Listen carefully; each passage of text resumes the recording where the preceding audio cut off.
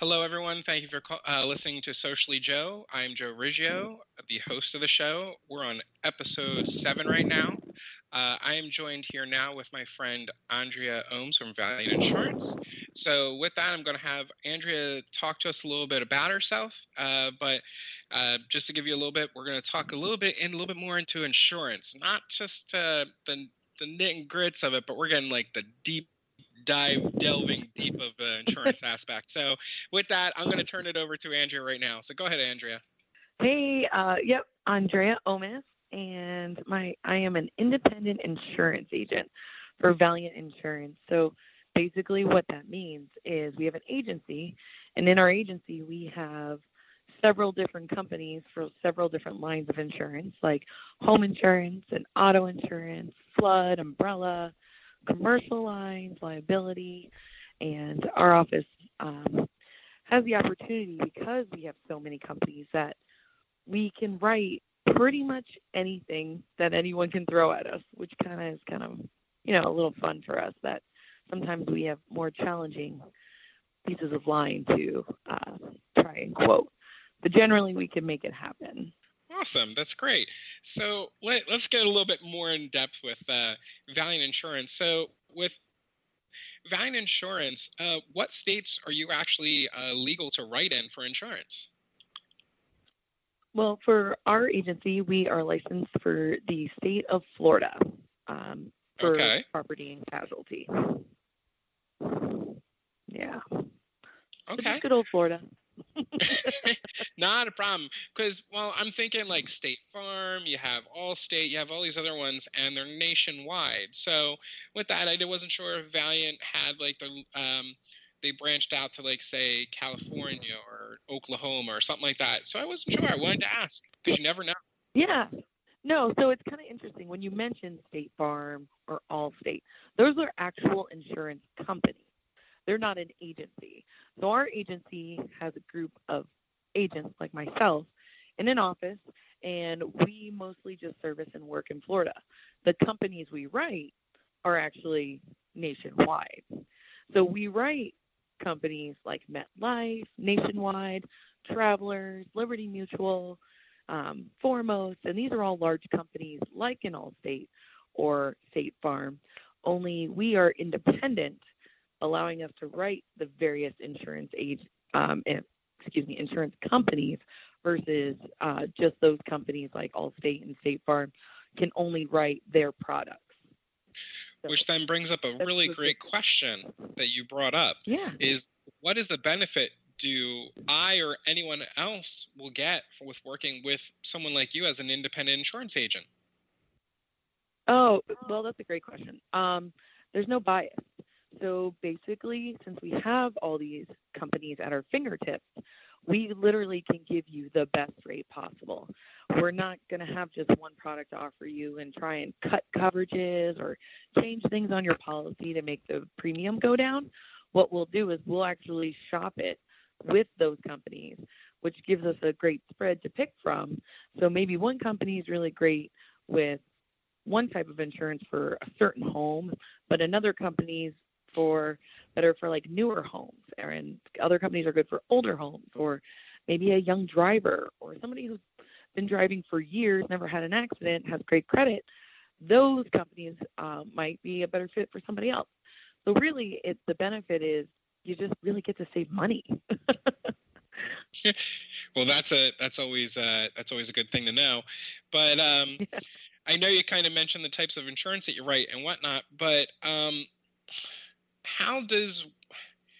is there like such a thing as what is it called, PIP? What's that? Tell me a little bit more about that if you have that. Yeah. So PIP is personal injury protection, and it's the state mandated coverage that you have to have in order to drive your vehicle and register it. So in order to register your vehicle, you have to have personal injury protection and property damage. And it's one of those things that if you have a car and you want to register it, you have to have it.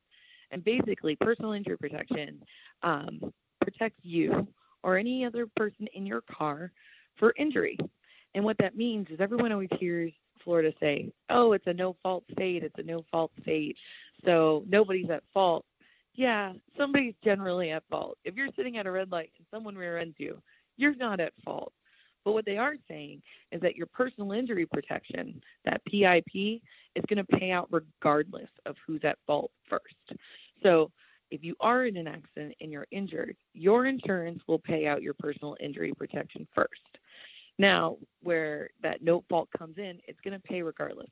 So maybe the person who hit you didn't have insurance or didn't really have a lot of insurance. Your insurance company would cover that. Now, if the other person had lots of insurance, your company will then subrogate. So basically, they're going to go to the other insurance company and say, hey, your guy hit my guy, and we want our $10,000 back because that's how much personal injury protection covers. And so that's how the insurance companies end up working out between each other.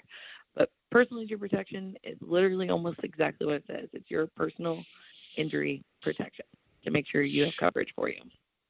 Well, I love how you mentioned it and you kind of stated it right there, so I didn't have to go involved in it with the no-fault state and such, because when I'm originally from Pennsylvania and when I came down here and I heard a no-fault state, I'm like, what does that mean? I've never heard of such a thing.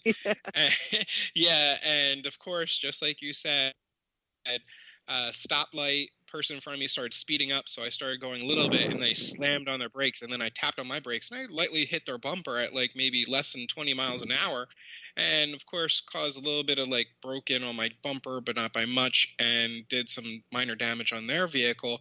But yet I was faulted. I'm like, wait, if this is a no fault state, I don't understand this. I don't understand this whole thing. I'm like, whatever. So it is what it is, but craziness of driving. I think the terminology is poor. It's not a good use. No fault. I don't. People are going to think that nobody's at fault ever.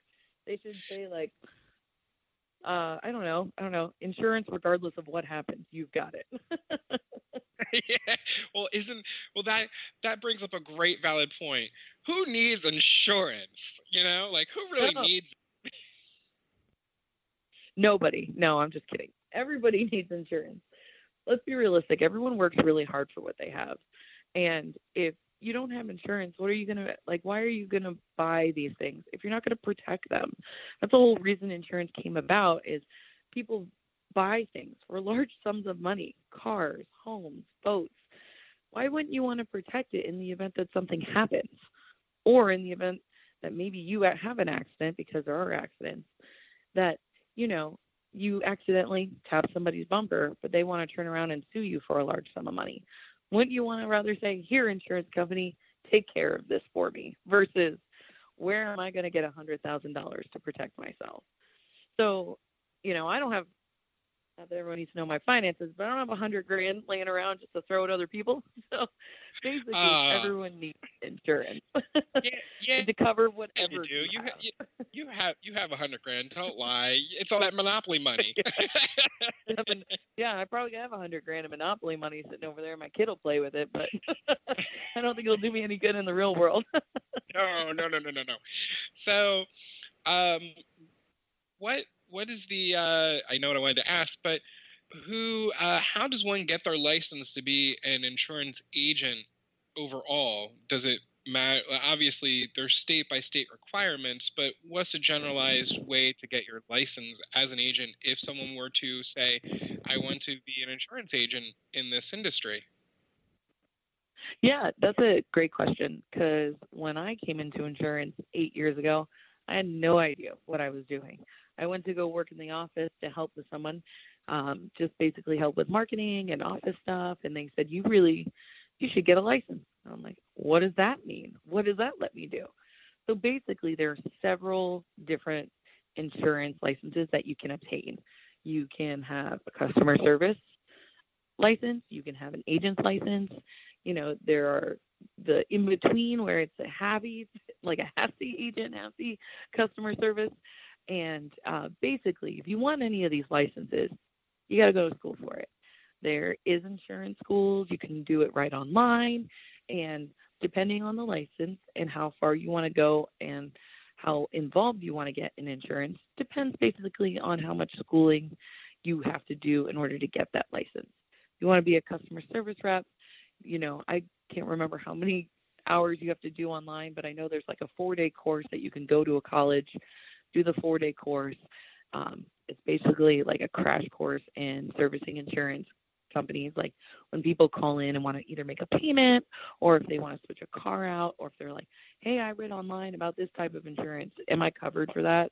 Or my neighbor's pipe broke in their house. Am I covered for that? A customer service has to have that knowledge to go into their policy and know where to go. So that one's not too hard to get. And then the next step is like a 220 license, which is what I have, that allows me to sell all general lines of insurance as far as what's considered property and casualty, which basically is your home, auto, flood, umbrella, commercial liability insurance. That's all under that 220 license. Then there are various other licenses if you want to sell health insurance or life insurance. So it gets a little tricky. It's really easy. The internet's made everything so easy for us that you can literally go on and Google. Or if you ever have a question, you can actually call an insurance agency and say, hey, can I talk to an agent for a second? How do I become an agent? Or I'm interested in doing this, how would I go about doing it? And basically that will educate you on how to get the license, what you need to do to prepare for it.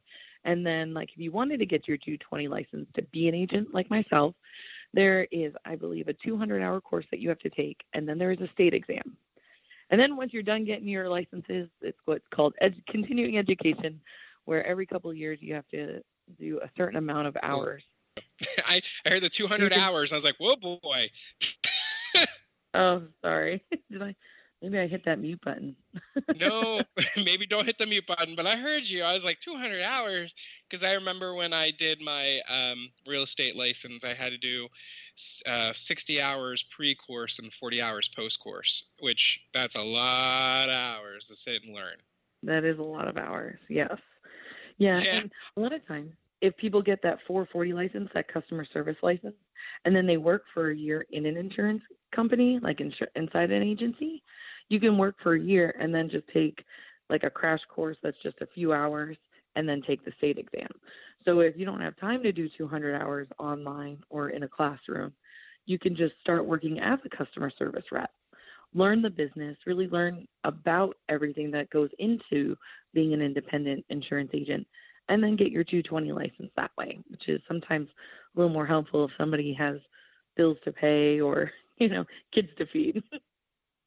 Yeah, that's always a good thing, which then kind of brings, it kind of brings up an interesting question, though, is do you have any interesting stories in the insurance world that you would like to share with us that you know Oh, man.